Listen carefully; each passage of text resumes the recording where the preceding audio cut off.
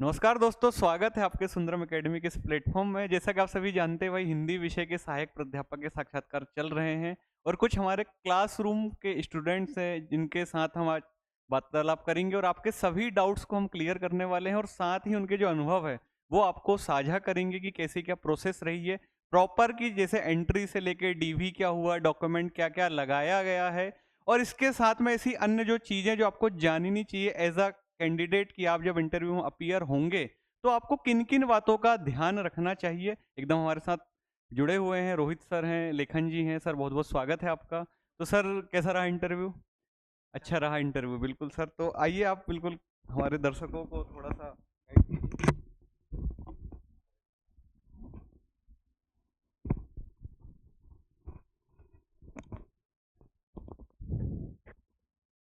हाँ, इंटरव्यू अच्छा था। अगर स्टार्टिंग से बात की जाए, एंट्री से अगर बात की जाए तो मेरा चंद्रशेखर रैकवार सर का बोर्ड था।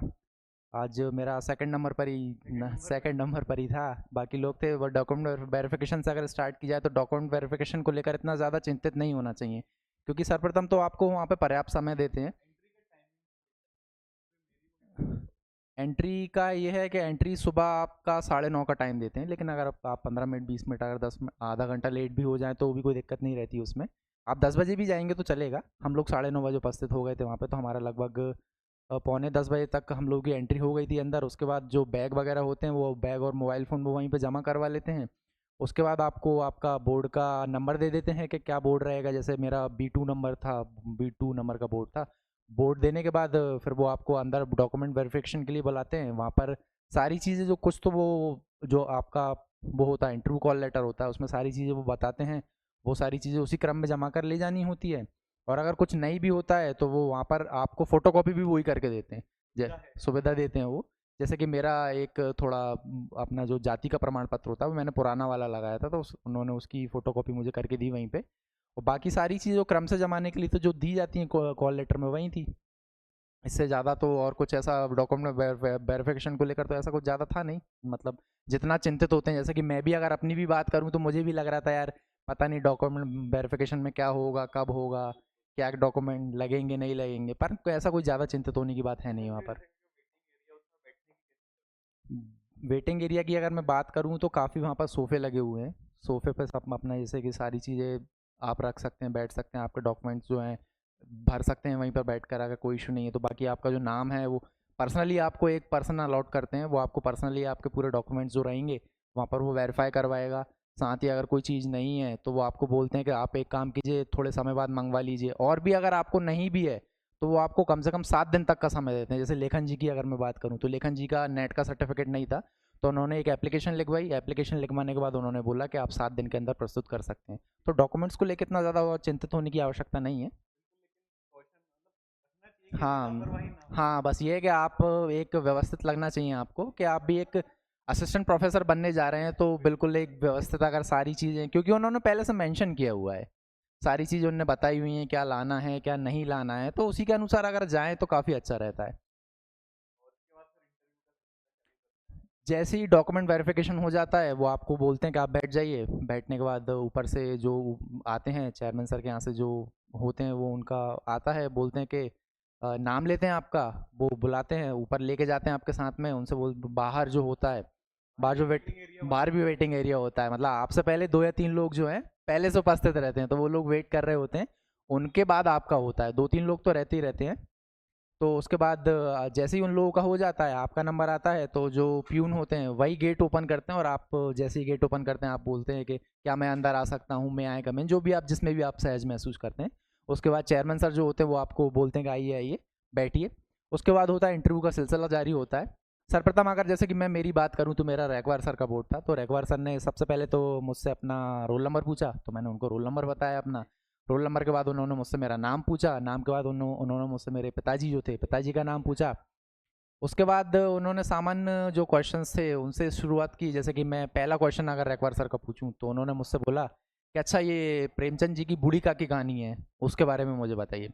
तो मैंने उनको बताया कि सर, इसमें जो बूढ़ी काकी हैं उनकी संवेदनाओं के स्तर पर, मतलब जो वृद्ध लोग होते हैं उनकी संवेदनाओं का उन्होंने वर्णन किया हुआ है प्रेमचंद जी ने। तो फिर उसके बाद उन्होंने और क्वेश्चन पूछे। जैसे मेरी हॉबी थी खाना बनाना मेरी हॉबी है। तो उन्होंने पूछा कि अच्छा मुझे कुछ खाद्य पदार्थों के नाम बताइए जिनमें आयरन पाया जाता है। तो मुझसे नहीं बना वो, मुझसे उस समय मुझे याद नहीं आया। तो मैंने उनसे बोला कि सर सॉरी सर, मुझे वर्तमान में नहीं याद आ रहा है। और तीसरा क्वेश्चन अगर मैं बोलूँ रैकवार सर की अगर मैं बात करूँ, तो उन्होंने मेरे से तीसरा क्वेश्चन पूछा कि आप साहित्य के विद्यार्थी हो, मुझे कुछ ऐसे मुहावरे बताइए जिनमें संख्याओं का प्रयोग किया गया है। तो मुझे नहीं याद आया, तो फिर उन्होंने थोड़ी सी हिंट दी, तो फिर उसके बाद मुझे याद आया कि जैसे 9 2 11 9 होता है, 9 2 3 2 5 करना, 9 2 11 होना। तो ये सब चीज़ें हुई। उसके बाद उन्होंने जो एक्सपर्ट सर होते हैं उनको ट्रांसफ़र कर दिया। उसके बाद एक्सपर्ट सर ने मुझसे पूछा आदिकाल से संबंधित के आदिकाल के विभिन्न जो नामकरण किए गए हैं, किसने क्या नाम दिया है, वीरकाल किसने बोला है, आदिकाल किसने बोला है और किसने क्या बोला है। फिर इसके बाद उन्होंने पूछा कि आपकी रुचि किस क्षेत्र में है, मैं क्या कर रहा हूँ वर्तमान में। रैकवार सर ने ये भी पूछा कि मैं क्या कर रहा हूँ वर्तमान में। तो मैंने बताया उन्हें कि मैं विक्रम विश्वविद्यालय से पीएचडी कर रहा हूँ। तो फिर उन्होंने विक्रम विश्वविद्यालय के बारे में कुछ क्वेश्चंस किए, उज्जैन के कुछ साहित्यकारों के बारे में मुझसे पूछा कि उज्जैन के कुछ कवियों के नाम बताइए जो वर्तमान में लेखन कर रहे हैं। ठीक है, उसके बाद फिर रामचरितमानस पर कुछ क्वेश्चंस पूछे कि रामचरितमानस में जो अखंड पाठ होता है उसमें क्या प्रथा मतलब प्रचलित रहती हैं। और फिर उन्होंने थोड़ा सूरदास जी के बारे में मुझसे पूछा। सूरदास जी के बाद उन्होंने राम की शक्ति पूजा के बारे में मुझसे पूछा, जो मैंने कहीं ना कहीं मैंने जिक्र किया कि सर मेरी कविताओं की तरफ ज़्यादा रुचि है। तो उन्होंने मुझे बताया कि चलो एक काम कीजिएगा, आप राम की शक्ति पूजा की कुछ पंक्तियाँ सुनाइए। तो उन्होंने मुझसे राम की शक्ति पूजा की पंक्तियाँ सुनी। उसका काव्य रूप पूछा कि क्या है, लंबी कविता है, नवगीत है, क्या है, ये सारी चीज़ें पूछी उनसे। बस यही जनरल क्वेश्चंस रहे, और ज़्यादा तो ऐसा कुछ अभी मुझे याद ज़्यादा नहीं आ रहा है। और हमारी भूमिका क्या रही आपकी भूमिका निसंदेह देखो ऐसा है कि अभी मेरा ये फर्स्ट इंटरव्यू था, तो फर्स्ट इंटरव्यू देने से पहले ऐसा लगता है कि यार थोड़ा नर्वसनेस रहती है कि यार क्या पूछेंगे क्या नहीं पूछेंगे, डेप्थ से क्या क्वेश्चंस पूछेंगे या फिर साहित्य में क्या क्वेश्चन पूछेंगे। तो मैंने सुंदरम एकेडमी में मैंने 2 मॉक दिए हुए थे। तो उनका ये है कि मेरे अंदर से नर्वसनेस का ख़त्म करने में काफ़ी योगदान रहा है। मैं जैसे कि एलबी सर की बात करूँ या फिर यहाँ के जो हिंदी साहित्य के जो एक्सपर्ट थे, उन्होंने काफ़ी अच्छे स्तर के क्वेश्चंस पूछे जो वहाँ पर भी बने थे। तो सबसे ज़्यादा ये है कि आपको मॉक इंटरव्यू आप देंगे, यहाँ पर दें या कहीं भी दें, तो नर्वसनेस जो होती है वो कम करना बहुत ज़रूरी होता है वहाँ पे। क्योंकि नर्वसनेस में ये होता है कि जो क्वेश्चंस आ रहे होते हैं ना वो भी गलत हो जाते हैं। जैसे कुछ क्वेश्चंस के साथ मेरे साथ भी ऐसा हुआ, तो लेकिन पर ये रहता है कि आप मौका दो, आपने 2 3 मॉक इंटरव्यू दे लिए हैं, जैसे मैंने 2 दिए यहाँ पे। मैं चाह रहा था कि मैं एक और दूँ, लेकिन हुआ समय की थोड़ा समय के अभाव के कारण मैं नहीं दे पाया। पर बिना मॉक इंटरव्यू दिए तो आप नर्वसनेस नहीं खत्म कर सकते। तो मेरे अनुसार तो मॉक इंटरव्यूज आप सभी लोगों को देने चाहिए। बहुत बहुत शुभकामनाएं आपकी। जी।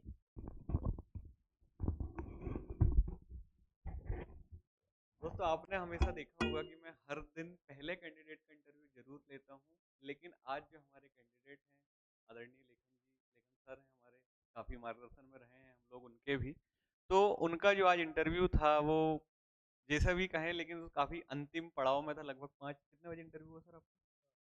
5:30 बजे इंटरव्यू दिया है। तो आज हम उस घटनाक्रम को समझेंगे कि लंच के बाद आखिर हुआ क्या है, इतना लंबा समय क्यों लगता है कैंडिडेट्स को, और उनके क्या अनुभव रहे हैं इन सब चीजों को लेकर के। एकदम हमेशा आपने देखा ना कि एक्साइटमेंट रहता है भाई, पहले कैंडिडेट हुआ, दूसरे कैंडिडेट हुआ, आज हम अंतिम कैंडिडेट की बात करते हैं।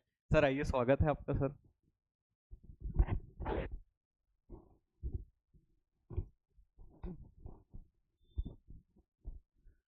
बहुत बहुत धन्यवाद रोहित जी।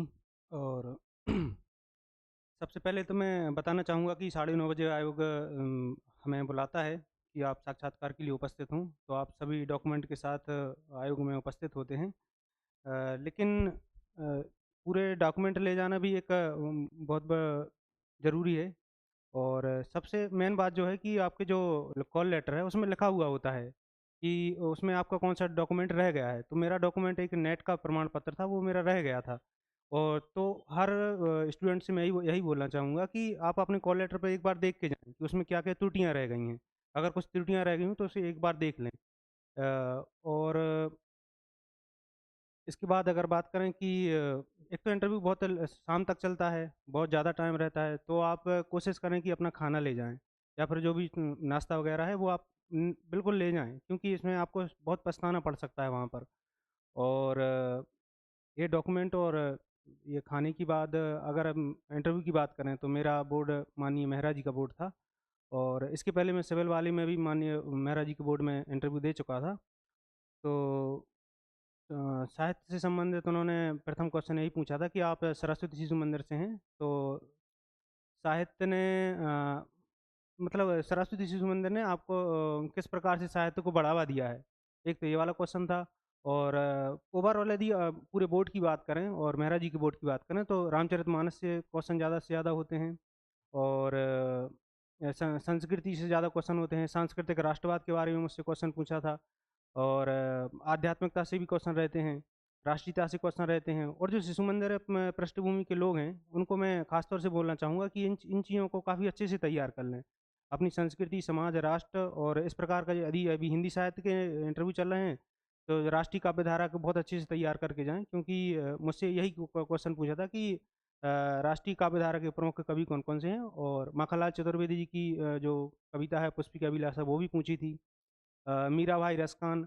तो कुल मिलाकर बात ये है कि एक तो भक्ति आंदोलन और एक राष्ट्रीय काव्य धारा, ये 2 चीज़ें और एक रामचरितमानस, ये 3 चीज़ें बहुत अच्छे से करके जाएँ यदि आपका मेहरा जी का बोर्ड आता है तो। सर, एक और चीज़ मैं जानना चाहूँगा आप दोनों विद्वानों से, जो आगामी हिंदी साहित्य के अब 1 जून को लगभग पेपर होने वाला है, तो उसके लिए कुछ अभ्यर्थियों को कुछ सजेस्ट करें, आप कुछ सुझाएँ कि क्या-क्या पढ़ें वो, किन-किन बातों का वो ध्यान रखें? सबसे पहले तो मैं ये बोलना चाहूँगा कि पाठ्यक्रम में जितनी भी रचनाएँ लगी हैं, उनको बहुत अच्छे से पढ़ें।